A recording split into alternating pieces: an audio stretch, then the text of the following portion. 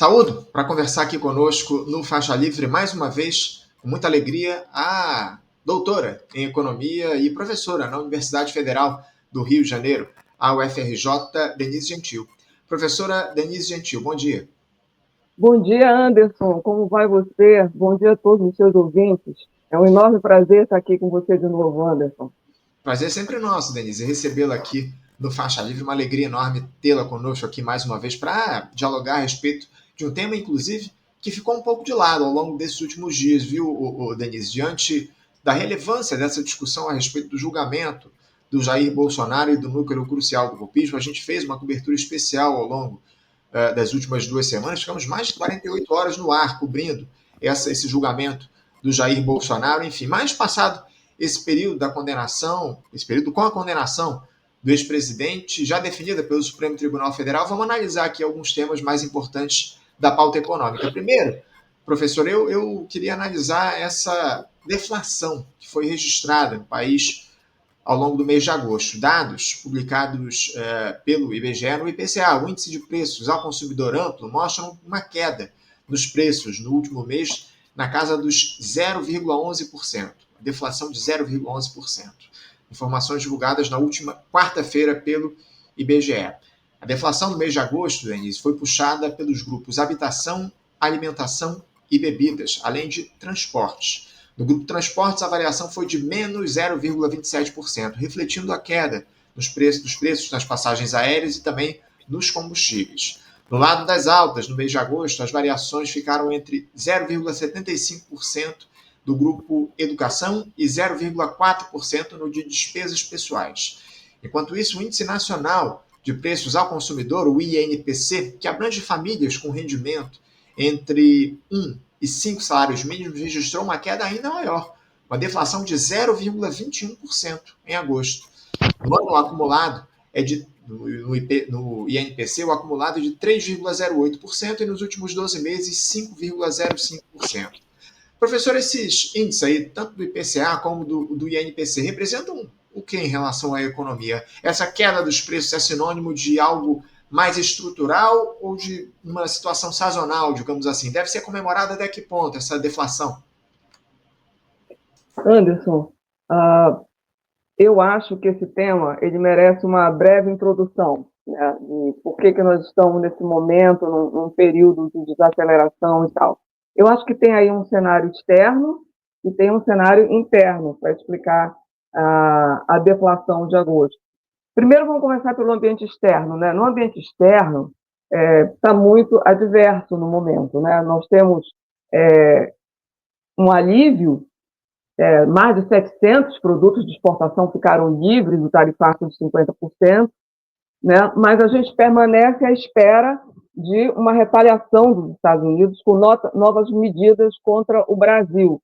O Marco Rubio, secretário de Estado do governo Trump, em entrevista para a Fox News, ele afirmou ontem que novas sanções estão sendo previstas nos próximos dias, para a próxima semana, provavelmente, né, em resposta à condenação do Bolsonaro. Então, já sabemos que a gente pode esperar. Então, isso cria um clima de incerteza na economia, isso cria um clima de apreensão na economia, e lógico que isso refreia os investimentos, né? A incerteza forte da crise externa vai criando cada vez mais uma queda no investimento, como a gente viu, né, no segundo trimestre, uma queda de 12,2%, uma queda brusca no investimento. Bom, aí o Departamento de Comércio dos Estados Unidos iniciou nessa segunda-feira, dia 15, um procedimento que pode resultar na ampliação da lista de derivados do aço e do alumínio que vão estar sujeitos a tarifas de importação. Então, atualmente, o aço e o alumínio eles são dois produtos que enfrentam já uma sobretaxa de 50%. E esse que chama Federal Register, o Diário Oficial dos Estados Unidos, vai ser publicado oficialmente na quarta-feira, hoje, e faz parte da política americana de controle sobre as importações desses metais, né, que são considerados para eles metais estratégicos para a segurança nacional. Então, nós estamos vivendo essa situação. A política de tarifas do Trump, preciso que se diga, né, é uma estratégia defensiva da hegemonia americana, que está enfrentando uma crise, né? É uma estratégia defensiva de proteção do dólar como moeda universal, é uma tentativa de reconfigurar a ordem internacional pela força, né, para prolongar uma transição hegemônica. Então, esses mecanismos de resistência, de uma hegemonia que já perdeu o impulso tecnológico, produtivo, político, né, e que está enfrentando uma desdolarização, vai provocando essas reações nos Estados Unidos através do uso do seu poder comercial, do uso do seu poder militar, como a gente está vendo, né? Não apenas na Ucrânia, em Gaza, mas agora também contra a Venezuela. São tentativas de reconquistar essa supremacia, esse poder. Então, Anderson, o cenário externo é um cenário, do ponto de vista da economia nacional, um tanto quanto adverso, e eu acredito que, com essa situação da Venezuela, vai criando um impasse ainda maior para a economia brasileira, certo? Então, o que está acontecendo lá? Nos Estados Unidos, há um desaquecimento do mercado de trabalho, certo? O relatório de empregos não agrícola, que é o payroll, divulgado pelo Bureau of Labor Statistics, ele revelou uma desaceleração das contratações. Foram criados 22 mil postos de trabalho em agosto, quando era esperado 75 mil postos de trabalho, né? Então, são aí, a gente ouve muito esse número na televisão, 911 mil empregos a menos nos últimos 12 meses lá nos Estados Unidos, né? Além disso, o número de pessoas que solicitam seguro-desemprego subiu muito, né? Muito mais do que esperado, 10 vezes mais do que esperado. Então, lá tem uma situação de emprego esfriando, consumo esfriando e confiança, porque num cenário desses, né, como se vai decidir como investir, né? Nos Estados Unidos também se constata visivelmente uma redução do ritmo de atividade econômica, né? A OCDE, ela revisou as posições de crescimento dos Estados Unidos, que antes estavam estimadas para 1,6% em 2025, quer dizer, antes estavam estimadas em 2,2%, olha só, caiu para 1,6% em 2025, tá? E aí a OCDE cita explicitamente as tarifas e as incertezas políticas como fatores que minam, né, a confiança empresarial. Então, o desaquecimento do mercado de trabalho e da economia dos Estados Unidos geraram uma expectativa de corte de juros, né, para essa super quarta de hoje, tá? Então, nós estamos vivendo os momentos que antecedem a saída dos resultados dos juros nos Estados Unidos e aqui no Brasil pelo Copom, certo? Bom, então, na comparação com o real, né, o dólar perdeu 14% este ano. Ele se desvalorizou 14% este ano, o nosso real, claro, se valorizou. Então, o câmbio ele tem um componente muito importante na definição do IPCA, do índice de preços no Brasil. Quando o câmbio lá se valoriza, a tendência é a nossa inflação diminuir, tá? Desculpa repetindo, quando o real se valoriza e o dólar se desvaloriza, evidentemente, nós temos uma chance enorme de contração dos preços aqui no Brasil, porque a nossa inflação é tipicamente uma inflação cambial. Mas no Brasil, Anderson, o Brasil tem mostrado um PIB com sinais de desaceleração. E isso também... E a gente vai falar a respeito disso justamente porque você me deu o mote perfeito, viu, Denise? Porque a gente vai falar sobre isso. Em relação a essa questão envolvendo a deflação, está claro que é uma deflação que tem caráter cambial, não é uma inflação de consumo que a gente tem aqui no nosso país, como insiste em dizer o Banco Central, enfim, com essa política de taxa de juros, você citou muito bem. Amanhã a gente vai ter o resultado dos juros aí, da Selic, divulgado pelo Comitê de Política Monetária do Banco Central, o Copom, que se reúne já a partir de hoje. Também vamos ter os números aí lá do Federal Reserve nos Estados Unidos amanhã, a super quarta que é chamada, a gente vai ter amanhã. Mas eu queria falar, aproveitar que você citou, falar sobre, a gente comentou a respeito da deflação, por outro lado a gente teve esse índice de atividade econômica, o IBCBR, que foi divulgado pelo Banco Central no dia de ontem mostrou uma retração de 0,5% do IBCBR em relação à atividade econômica em relação ao mês anterior, o mês de julho. Esse foi o terceiro mês seguido de queda do indicador. A última alta mensal do IBCBR foi apenas em abril, de 0,4%. Também houve uma piora na comparação com junho, quando o indicador teve uma queda menor frente ao mês anterior, 0,2%. Na comparação com julho de 2024, a chamada prévia do PIB do Banco Central teve uma alta de 1,1%, sem o chamado ajuste sazonal. Denise, uma queda pelo terceiro mês consecutivo dessa prévia do PIB. Eu imagino que esse sim seja um indicador mais sólido que os anteriores, não? O que representa essa retração da atividade econômica? Ela está propriamente ligada a essa política de juros adotada pelo BC? Com certeza, Anderson. Não foi só o IBCBR do Banco Central que deu essa contração na economia brasileira. O boletim da Secretaria, o boletim macrofiscal da SPE, da Secretaria de Política Econômica, também mostra um PIB no segundo trimestre de 2025 de 0,4%. Né? E esse PIB mostrou um crescimento menor comparativamente com o projetado e menor ainda que o crescimento de 1,3% do primeiro trimestre de 2025. Então, nós temos uma situação em que o Ministério da Fazenda revisou o crescimento de 2,5% em 2025 para 2,3%. Né? Então, está claro que tem aí um recuo no PIB. E quais seriam essas causas de recuo no PIB? Como você já citou, em primeiro lugar, ele é fruto da repercussão dessa política de juros elevadíssima. Né? A Selic está no patamar mais elevado dos últimos 20 anos. E também a consequência da austeridade fiscal. Né? São duas camisas de força sobre a economia que a gente teria até que se perguntar como é que ainda há crescimento nesse país com tanto arroxo.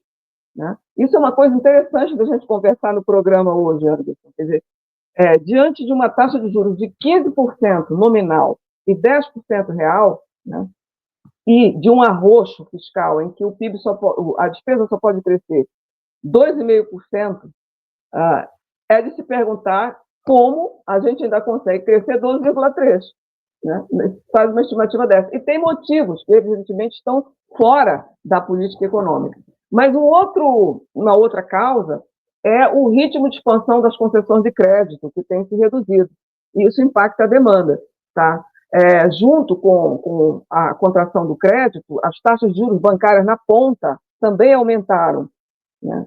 E isso levou à inadimplência, evidentemente, né? E essa inadimplência faz com que as famílias não tenham condições de consumir nas mesmas proporções do que antes. Né? E também, o que a gente vê? Uma desaceleração na expansão da massa de rendimentos. Apesar da taxa de desemprego estar no menor patamar da série histórica, já se percebe uma tendência de desaceleração da massa salarial. Né? Então, até aqui, o que nós temos que o governo apresentou? Até aqui nós só temos o Plano Brasil Soberano para reagir a todos esses fatores, que, como eu disse para você, é um cenário externo muito adverso e um cenário interno de muita contração, de austeridade fiscal e de política monetária sem comentários, né? Juros escorchantes. E as próximas apurações do IBCBR, com certeza nós ainda vamos sentir o impacto das tarifas que vigoram desde o dia 6 de agosto e setembro. Né? Então, para o PIB agropecuário, a SPE, a Secretaria de Política Econômica, está revisando uma projeção para cima, de 7,8% para 8,3%. Mas para a indústria, a projeção é de queda, né? De 2% para 1,4% no caso do PIB, né? Da indústria, e de manutenção de 2% no caso do PIB do setor de serviços. E, então, tem aí uma questão muito relevante, né, Anderson? Porque a SPE, a Secretaria de Política Econômica, ela estima que as tarifas têm um potencial de retirar 0,2 pontos percentuais do crescimento do PIB, no acumulado de agosto de 2025 até dezembro de 2026 do próximo ano. Tá? E ela está otimisticamente dizendo que o Plano Brasil Soberano pode reduzir o impacto pela metade.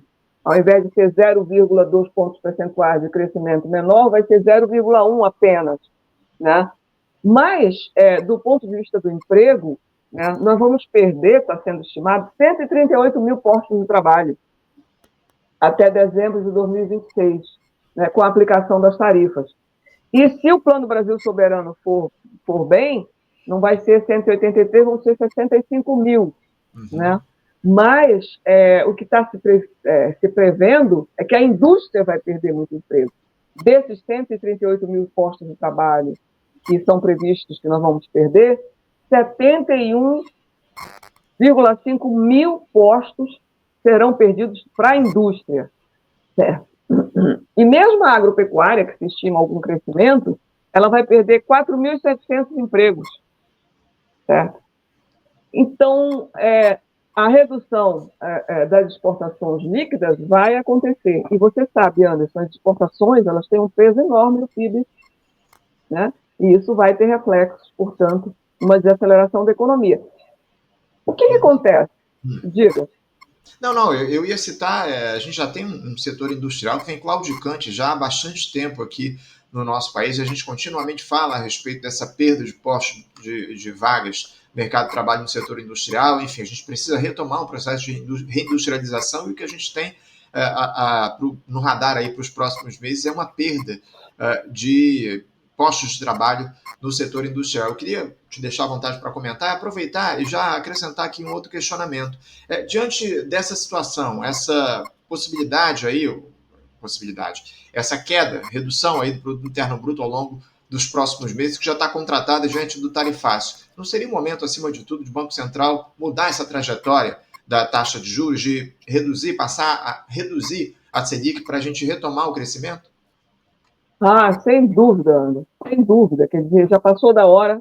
Né? Imagina nesse cenário de queda de emprego, de queda de PIB, não é? Para você ter uma ideia, o secretário de Política Econômica, o Guilherme Mello, ele falou que espera que a Selic chegue a 2,5% a partir dos últimos 4 ou 5 meses de 2026. Né? Então, é difícil dizer que o Banco Central terá o bom senso de reduzir a taxa Selic nessa reunião de amanhã, certo? Mas ele tem muitos motivos para reduzir essa Selic depois da divulgação do IBCBR, depois das projeções de queda, né? Depois em que a gente viu queda das expectativas de inflação pelo relatório Focus, que o relatório Focus do Banco Central está dando uma expectativa de inflação menor, né? E até o mercado já passou a falar e aposta num corte de juros do Copom para dezembro, ok? Mas este ano ainda. Então, eu queria, Anderson, se você me permite, enumerar aqui os vários motivos que o Banco Central tem para reduzir a taxa de juros. Fica à vontade. Tá? Eu vou citar aqui pelo menos 5. Em primeiro lugar, a gente está, como eu disse logo no início da nossa conversa, com o real valorizado. Né? Quer dizer, o câmbio está barato, o dólar está barato.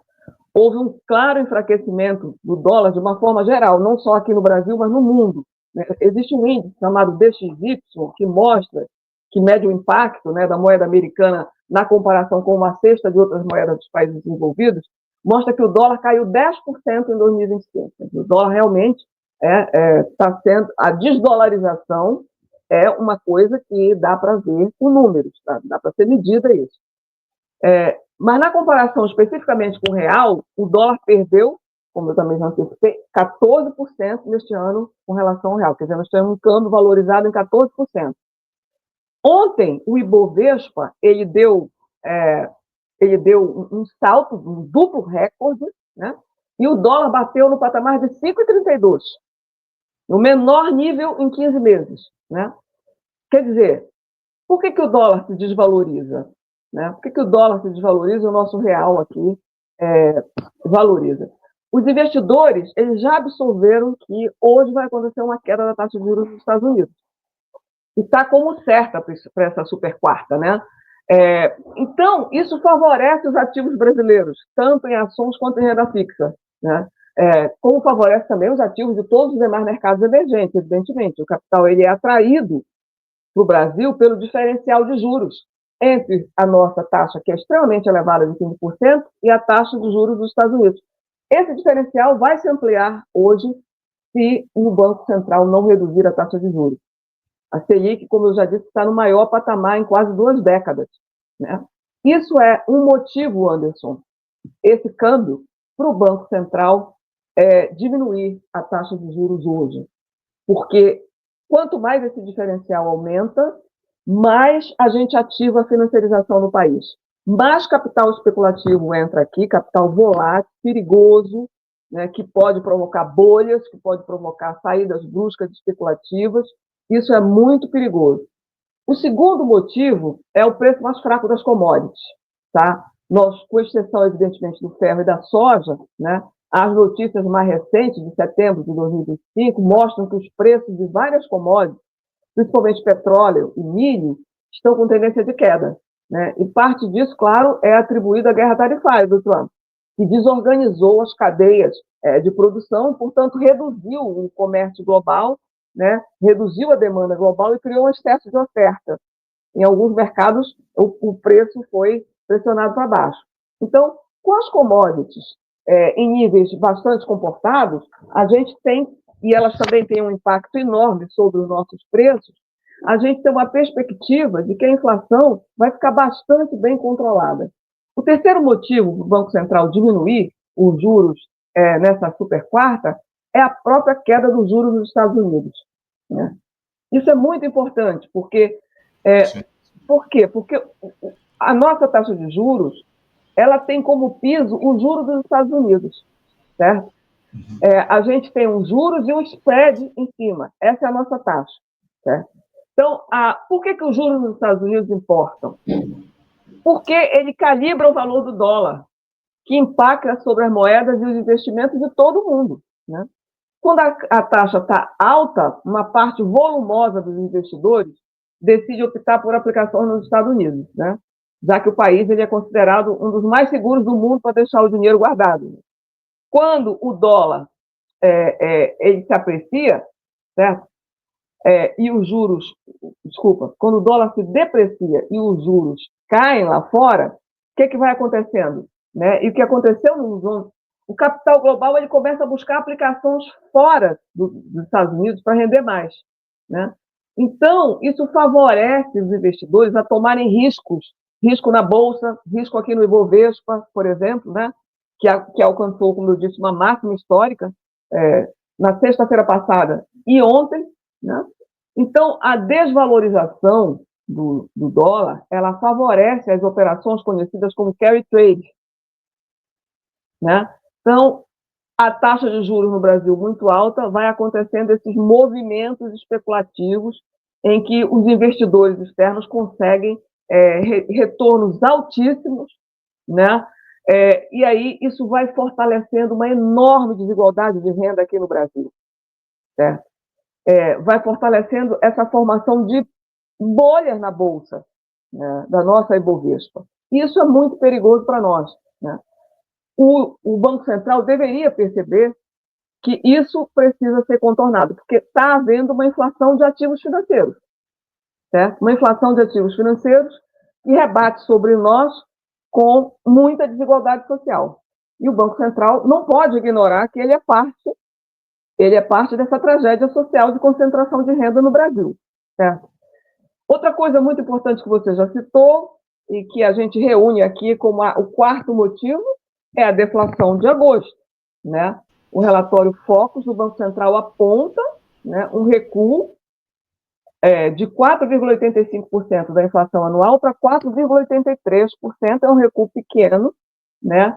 Mas né, é extremamente importante para o Banco Central rever. Aí alguém pode dizer, nossa, mas a inflação no acumulado de 12 meses ela ainda está batendo em 5,13%. Né? Ela está muito acima da meta de inflação de 3%, né, que o Banco Central fixou, que o Conselho Monetário Nacional fixou, na verdade. Né? Ocorre que essa meta, Anderson, ela é completamente irreal. Né? A nossa inflação, como eu já disse antes, ela tem forte influência do câmbio. Né? Então, uma meta de 3%, para que ela seja atingida, é necessário que a Selic fique muito alta, né? Para que o câmbio fique valorizado e a gente, então, chegue nesses 3%, o enorme diferencial entre os juros americanos e os juros brasileiros para atrair, como eu disse, capital especulativo.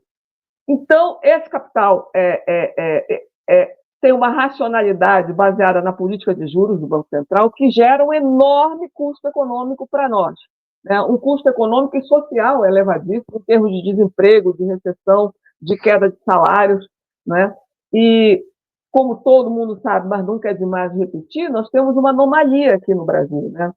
A taxa de juros básica do Banco Central, a taxa Selic, ela contamina a dívida pública, né? Porque ela é, simultaneamente, o indexador que remunera as operações compromissadas, que operam o ajuste de liquidez no mercado de reservas bancárias, e a Selic é, ao mesmo tempo, o indexador dos títulos pré-fixados que são emitidos pelo Tesouro Nacional. Então, como resultado, a taxa de juros reais, elas são puxadas para cima, para que, ao controlar a liquidez, o Banco Central transfira enormes somas de dinheiro público para os proprietários de títulos da dívida pública, né? Praticando o que a gente chama de bolsa banqueiro. Né? As taxas são significativamente acima do crescimento do PIB e, portanto, elas obrigam um ajuste fiscal muito pesado por causa da lógica, né, de funcionamento do Banco Central. Né? Quando os juros crescem acima do crescimento do PIB, a única saída na racionalidade neoliberal é fazer a contração fiscal, né? E aí a gente tem um problema seríssimo. Então, há uma manipulação aí do patrimônio financeiro dos proprietários de títulos da dívida pública, né, construído por essa ideologia neoliberal. Mas tem um outro fator também, Anderson. Quando o câmbio se valoriza, como está acontecendo agora, nós temos uma situação em que a indústria nacional fica muito mal. Por quê? Porque os importados aqui dentro, eles ficam muito mais competitivos. Eles ficam muito mais em conta, muito mais baratos, né? E o sofrimento da indústria nacional é muito maior com os importados. Certo? Então, a gente pratica uma desindustrialização muito forte com essa taxa de juros alta e a apreciação cambial para atingir uma meta de inflação de 3%. Certo? Então, além de ter um efeito direto sobre os ativos financeiros, que é essa inflação de ativos que eu acabei de dizer, né? A subida das ações na Bolsa, a subida dos preços dos títulos públicos pela especulação que vem com essa alta dos juros, né? Tem um custo financeiro enorme também para as empresas que tomam empréstimos para sobreviver. Né? O endividamento das empresas e das famílias é um problema gravíssimo hoje no Brasil. Certo? E essa taxa de juros vai atingir o coração das famílias brasileiras, porque quase 80% das famílias brasileiras estão endividadas. E as empresas também estão endividadas.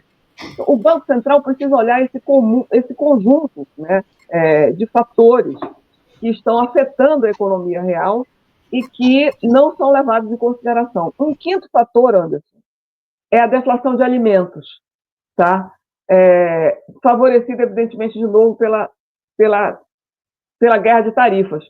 Como você já mencionou, né, alguns componentes do setor de alimentação e bebidas, do TCA, teve deflação mensal. Além disso, né, itens como azeite, café, sardinha estão mostrando variação para baixo desde 14 de março, quando o governo resolveu isentar de impostos a importação de alimentos. Né?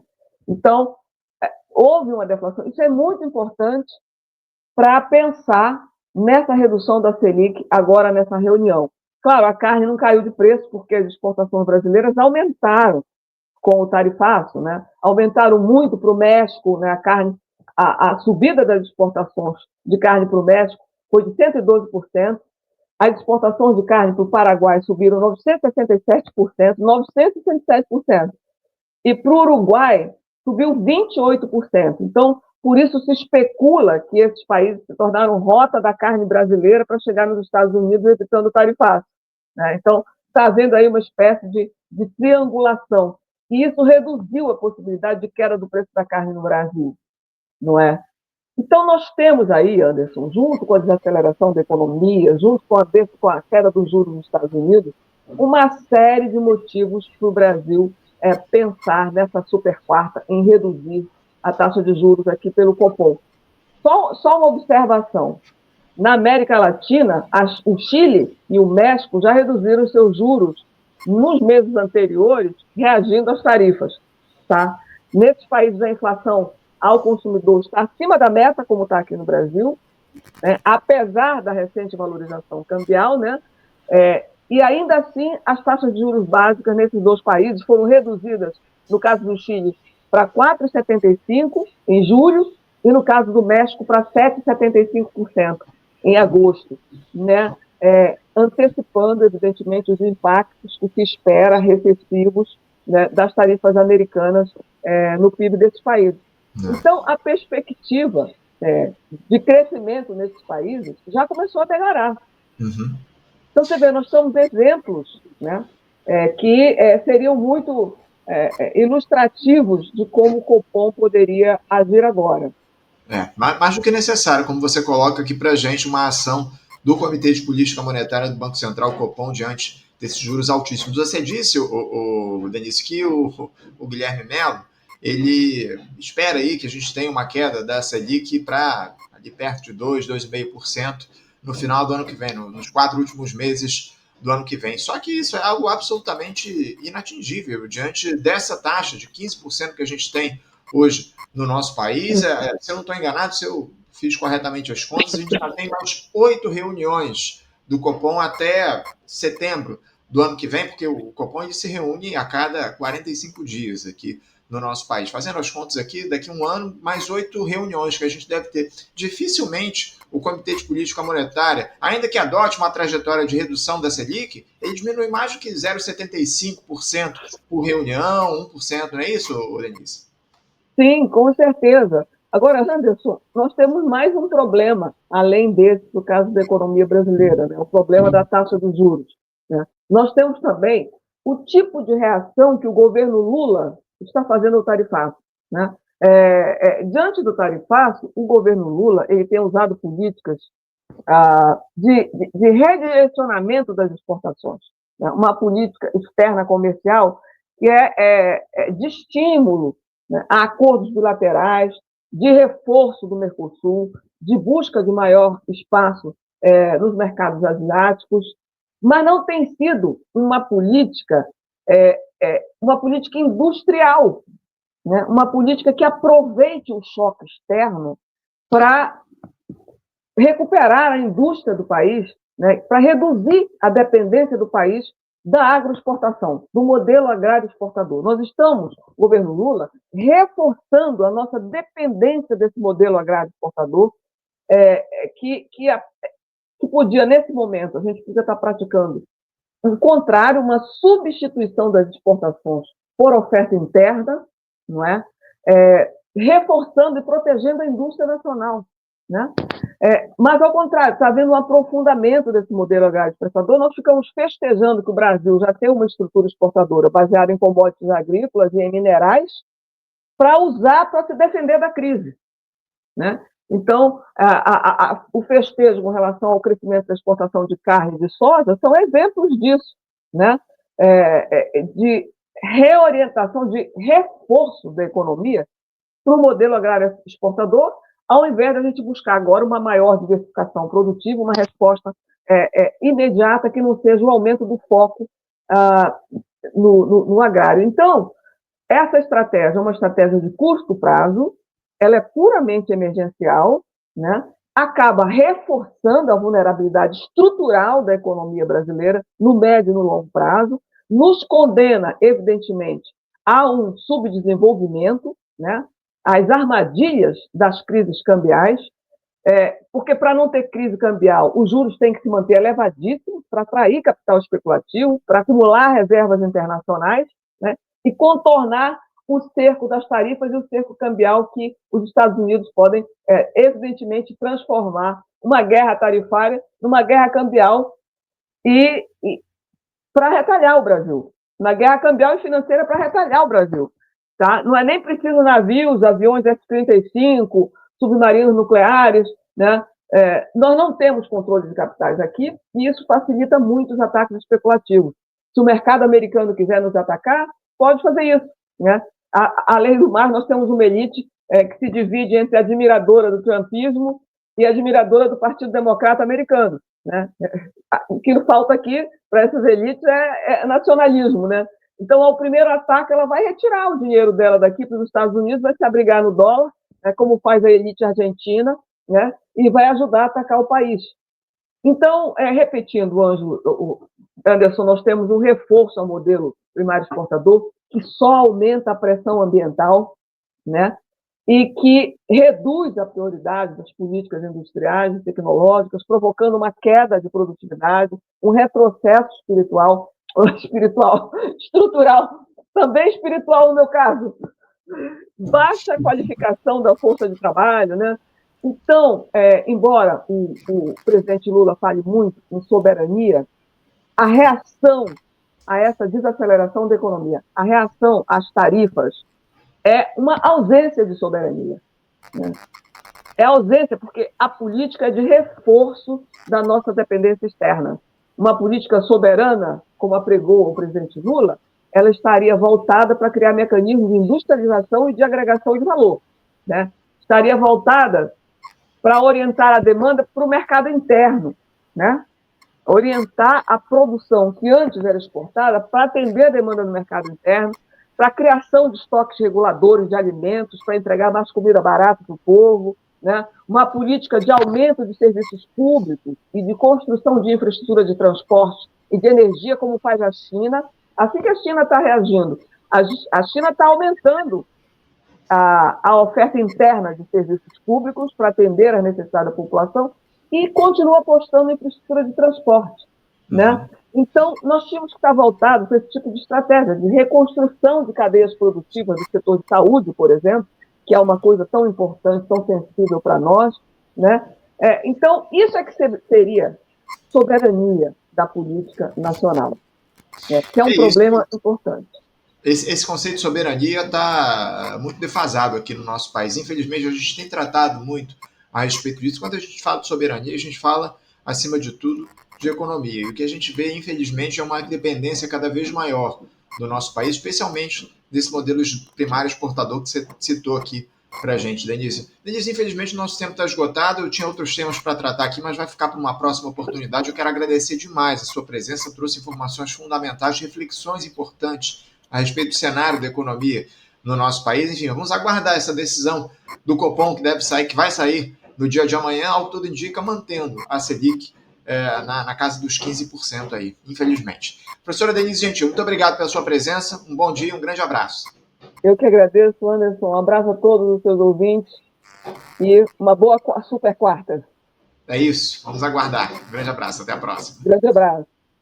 Conversamos aqui com Denise Gentil. Denise Gentil, que é doutora em economia e professora na Universidade Federal aqui do Rio de Janeiro, a nossa UFRJ,